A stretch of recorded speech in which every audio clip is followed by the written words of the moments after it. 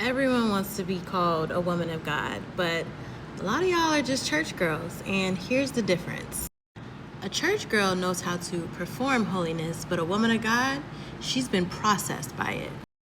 A church girl is loyal to environments, but a real woman of God is loyal to truth, even though it costs her access.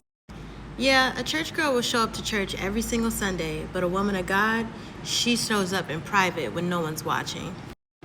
A church girl knows the words covered, submission, and honor, but still can't discern manipulation when it's dressed in scripture. But a woman of God, she can feel when something is off, and she doesn't just override conviction so that she can keep a seat at the table.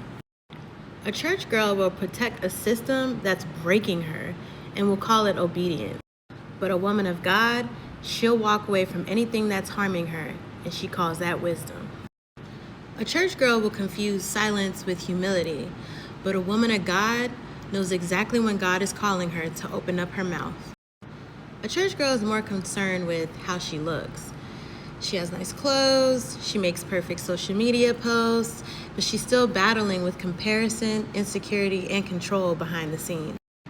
But a woman of God, she's being transformed from the inside out.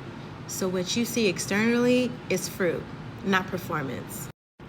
And let's be real, some of y'all aren't submitted to God, you're submitted to image.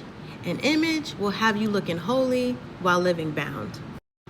God is not impressed by your church attendance if your identity is still rooted in approval. So you don't need to become a better church girl. You need to become a woman who knows and has a relationship with God. Because a real woman of God isn't just seen at church. She's free, she's whole, she's discerning, and she's led by the Spirit, not controlled by people.